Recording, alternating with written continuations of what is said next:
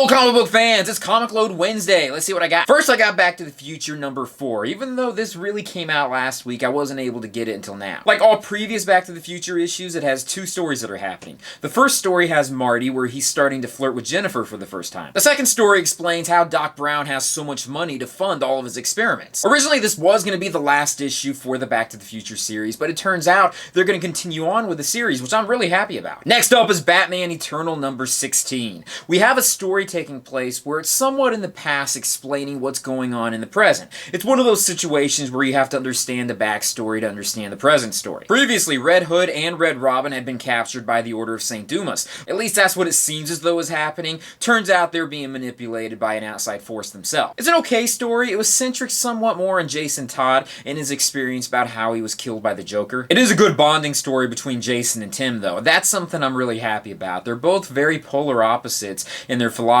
so seeing them work together is something that I'm really happy about. I got Hercules number 3, but I'll talk about that in a separate video. Star Wars number 15. This is a great series. If you're not reading any of the Star Wars series, this is the one series you should be reading. Jason Aaron and Mike Mayhem are making this book, and I have to say, they are doing such a phenomenal job. This story is taking place before A New Hope, when Luke is still a young kid. And we get to see some of the behind-the-scenes things where Obi-Wan is protecting Luke Skywalker and his family. And this leaves off on a big reveal that really makes you look forward to the next issue. New Avengers number 5. This is written by Al Ewing, and it was illustrated by Geraldo Sandoval. Billy Kaplan, also known as Wiccan, who's now known as Demiurge, which I hate that name. I'm really hoping he goes back to Wiccan at the end of this storyline. But anyways, he's being controlled and slowly being manipulated into being evil. So much so that he's the big bad for the future Avengers. So there's going to be a big timey-wimey thing where the future Avengers have to come back and help the present-day New Avengers stop him from being manipulated into being evil. And I'm going to state it, I really hate the way Wiccan is being drawn. It's just so incredibly awful. Finally, I got Uncanny X-Men number 2. This was written by Colin Bunn and illustrated by Greg Land. Magneto has put together his own force of X-Men. These guys are somewhat more lethal than the other X-Men, but their aim is to protect other mutants out there.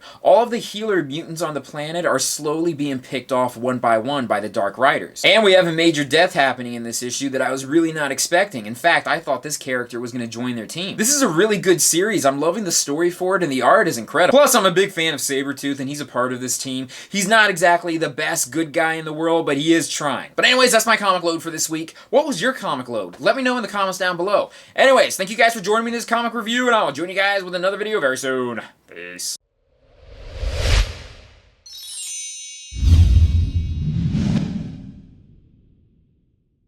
Thanks for watching my video. When you get a chance, check out my Patreon site. It's patreon.com/gaycomicgeek. If you become one of my patrons, you get to see some of the behind-the-scenes stuff, some extra pictures, videos, things that only patrons get. Check it out when you get a chance, and I'd really appreciate it.